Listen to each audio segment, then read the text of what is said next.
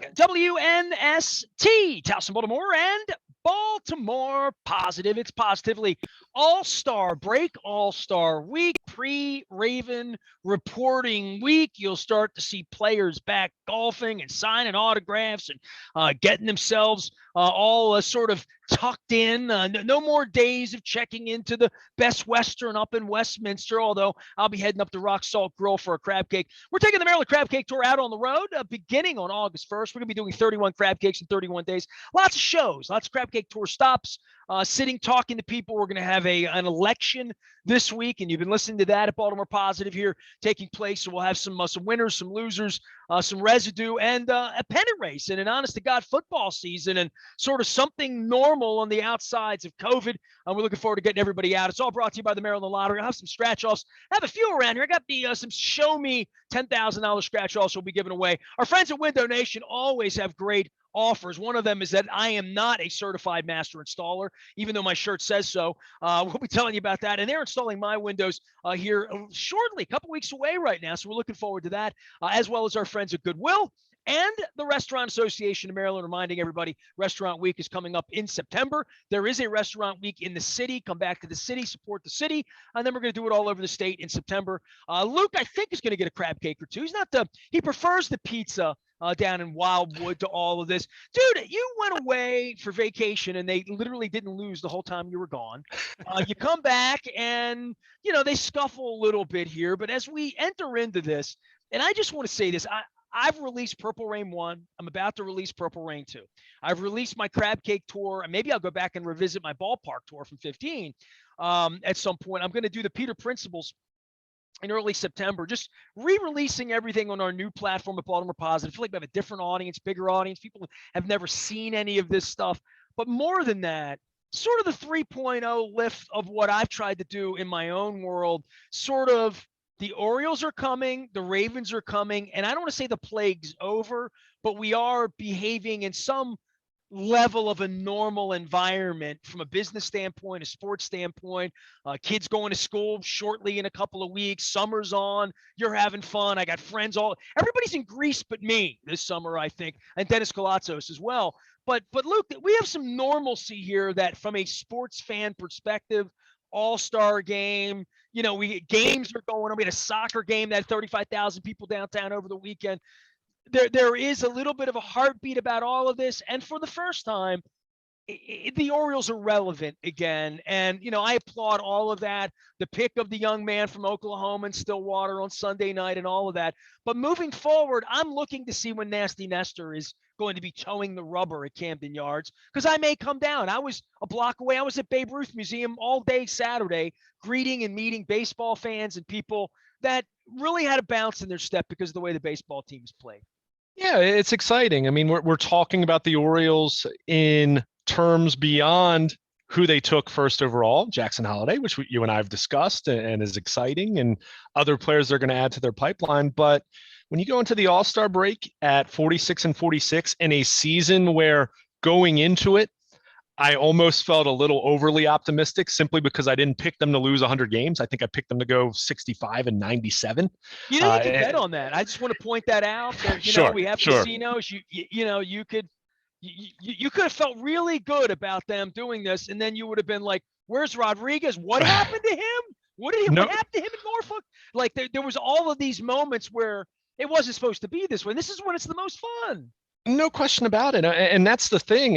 You and I talked about this a little bit last week when we were kind of breaking down the 10-game winning streak before they went down to St. Petersburg and lost 2 out of 3, which, nothing to panic over. I mean, you're talking about a team that's won 11 of 13 going into the All-Star break and is right there with a number of other teams in this 3-team wild card situation that you now have with the expanded playoff field. But it's fun. And you have a team that has not had everything go right by any stretch of the imagination. You mentioned Grayson Rodriguez, John Means having Tommy John surgery. Some of their other young pitchers like Kyle Bradish and Bruce Zimmerman haven't exactly, totally taken advantage of their opportunities. So you see that. And if someone tells you that before the season and then, oh yeah, they're 46-46, but at the same time, you're not really getting a career season from anyone at the plate. I mean, you had some guys like Ramon Urias has come on here late, but he hit pretty well last year in a very anonymous kind of fashion. But you're not getting career years from Cedric Mullins or Trey Mancini or even Ryan Mountcastle. They've had solid seasons, and Mullins has scuffled a little more than you'd like. But the point is, of them get hot here in the second half and hit 325, and this. And Rutschman really takes effect and is the hitter we think he can be.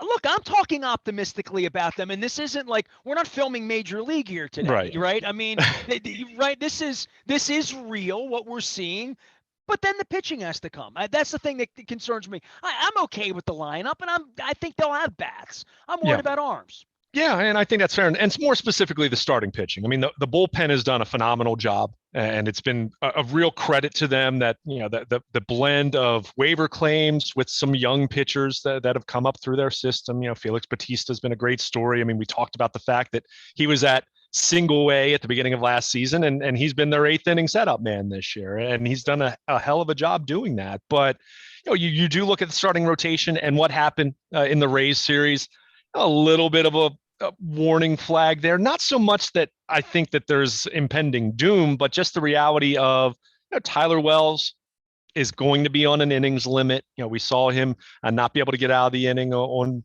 over the weekend, and which is fine. He's a young kid who's been their best starting pitcher. And then Jordan Lyles on Sunday just didn't have it. I mean, he got knocked around. It was pretty ugly. It's rare for him to not be able to get out of the 3rd inning. So, I mean, it was a credit to the club that they made it interesting at the end. But, you look at that, you look at how much they've leaned on Tyler Wells.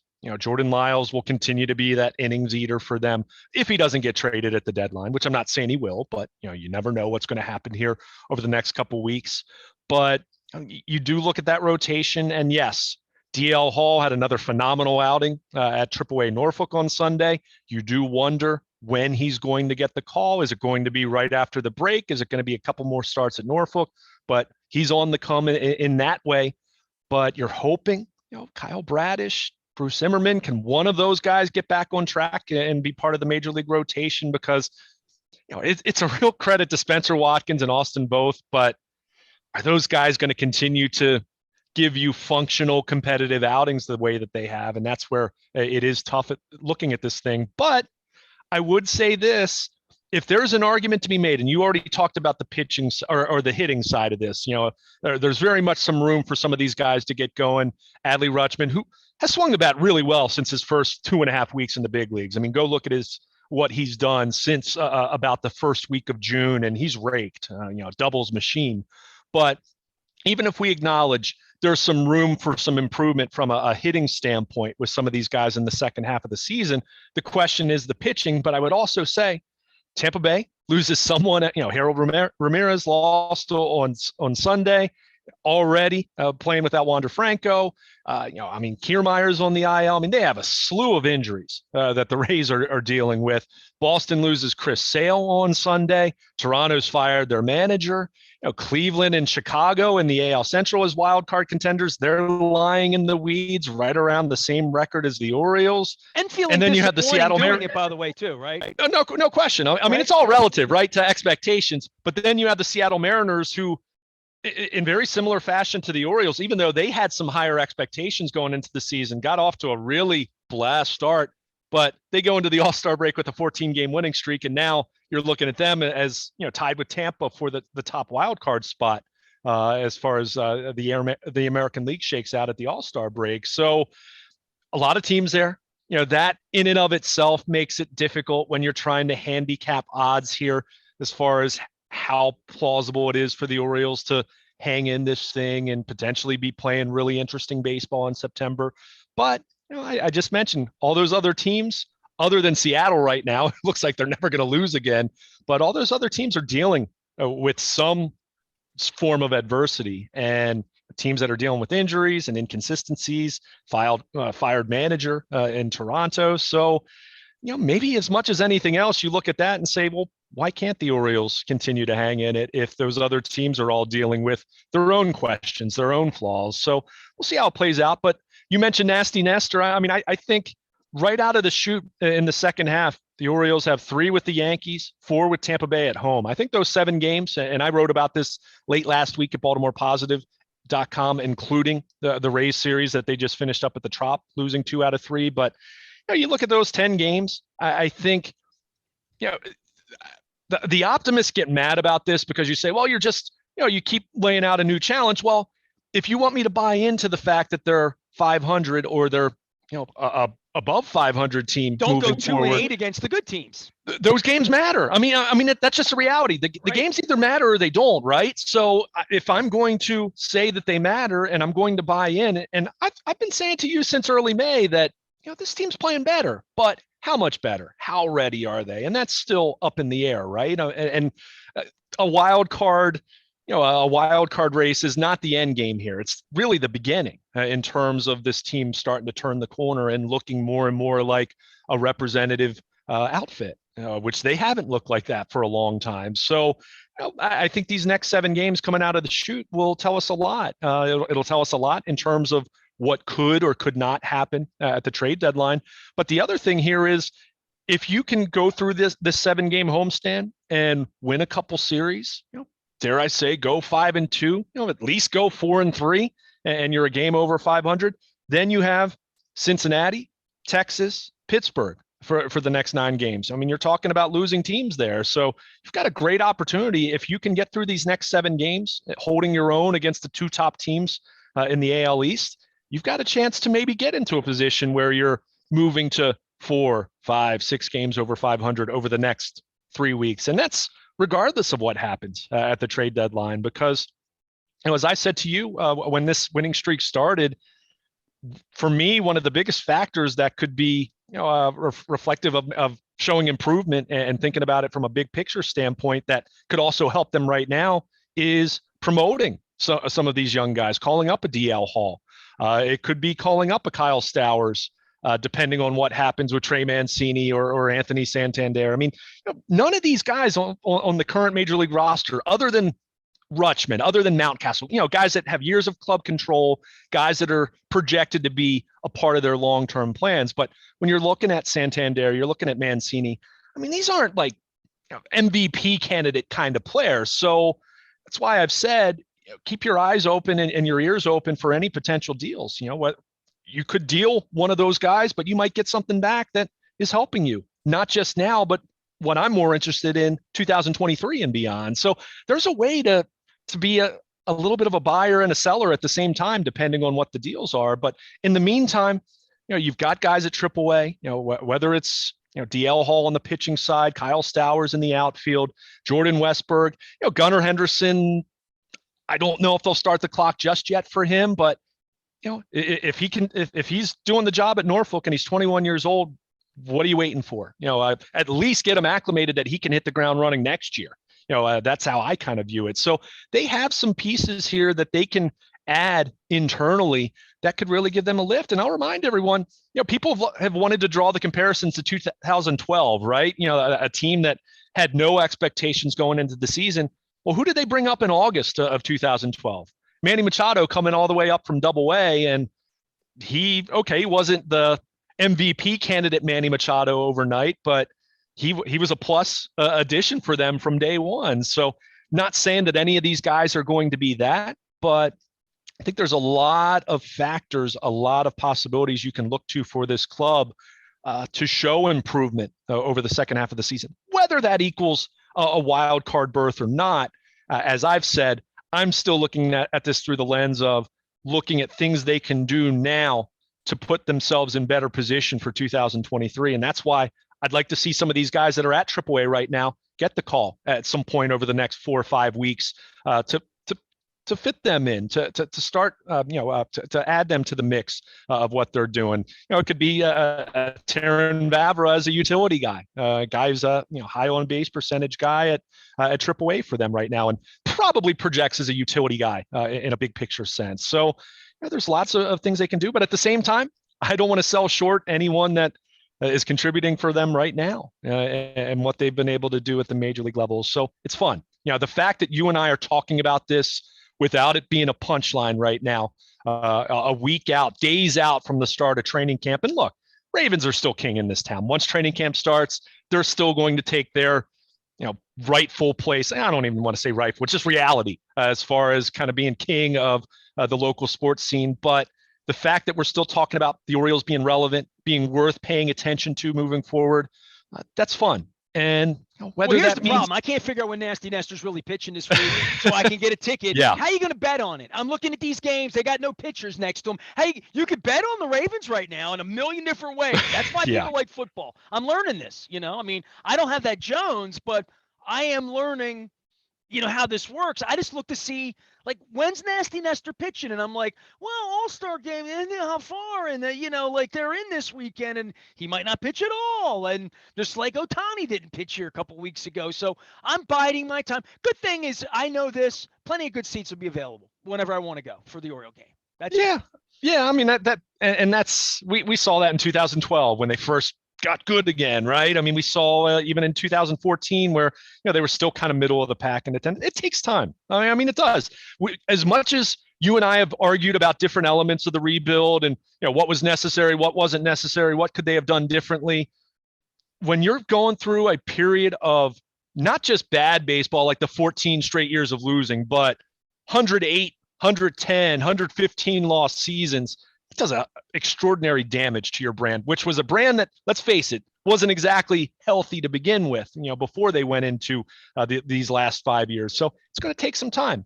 But what I think is exciting, and we talked about this with the series against the Angels last weekend, was you are having some people that aren't necessarily coming back to the ballpark just yet, but they're coming back in terms of paying attention to it. And that's the first step. And that's where, as an organization, they need to be able to capitalize with, they're having a Cedric Mullins bobblehead in a couple of weeks, and they're having the 30th anniversary celebration of Camden Yards. And, they have other giveaways. They have flash sales and ticket deals. They need to keep doing that stuff and doing more of that. And that needs to continue. This can't just be a case of, Adley Rutschman's here and DL Hall might be here next week, and go down the list. $40 get in and walk around for 2 months, right? Yeah, I mean that's the standing room only general admission. But hey, you can get in the ballpark, and it's a good deal. It's smart. I mean, it really is. And the reality is that's not just an Orioles thing. That's all my dad and I would have needed. Right, but that's not just like if my kid and I right now wanted to get into the Orioles a little bit, give them $40 this month or next month. My kid now say, let's 4 nights here. We'll go down there and we'll get Amichis one night, and we'll go over to Ekabin, and we'll support our friends down at Sobo down. And we'll go down to Mother's and have a drink before the game. Like that, I don't know what they can do. And I remember when I met you 15 years ago, they're doing those Ollie's nights, and it's $4.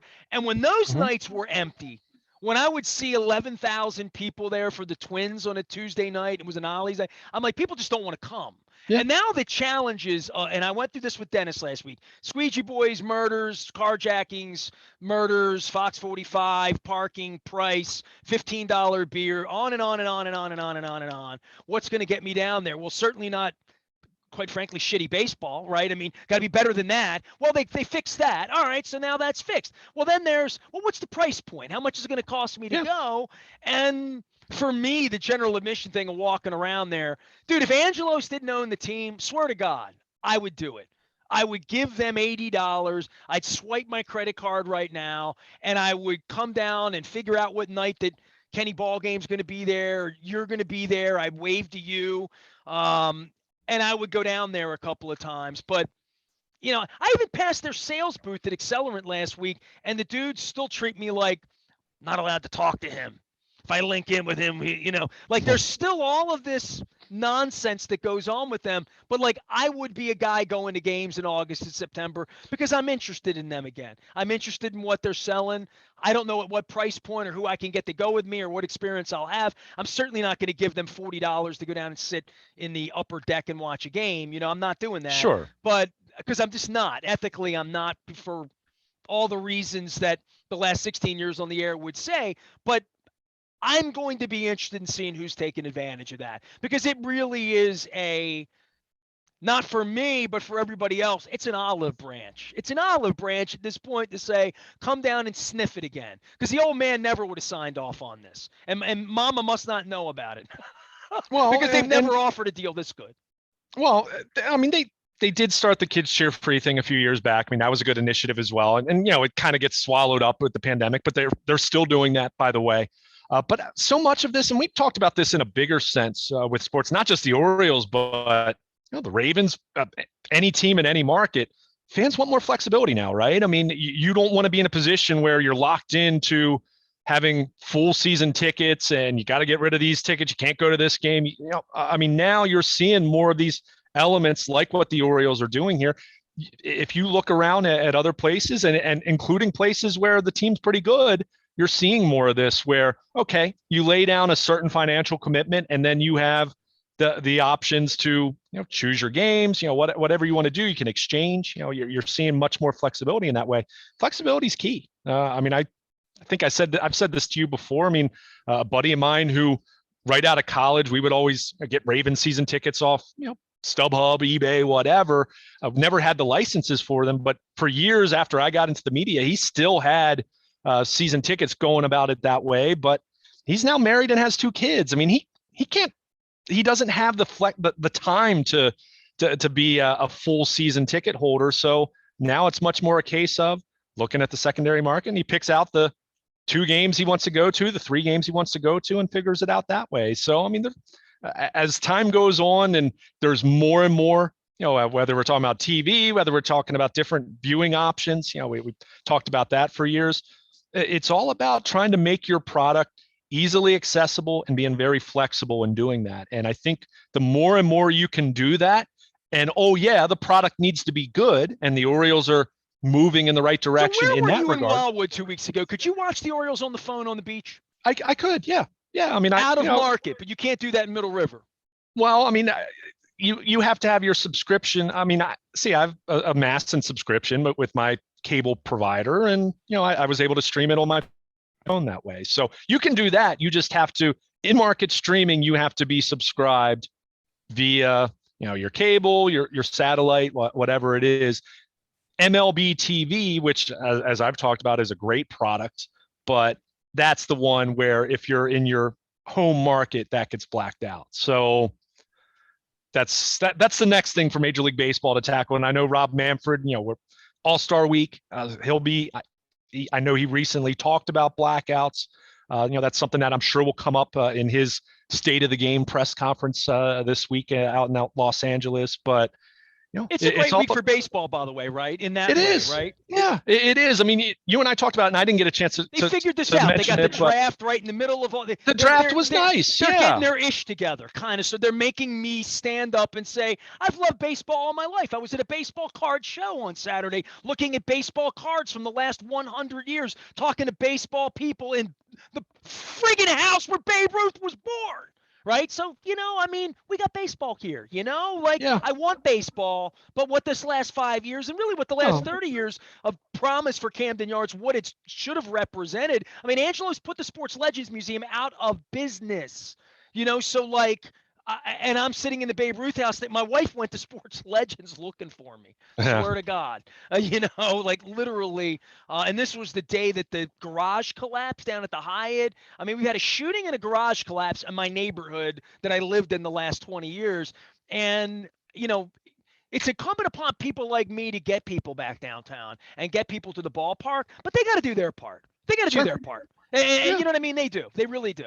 No question about it. And yeah, that's completely fair. For all of these baseball owners. I mean, I watched those games in Tampa over the weekend, and I'm thinking, why do they have a team there?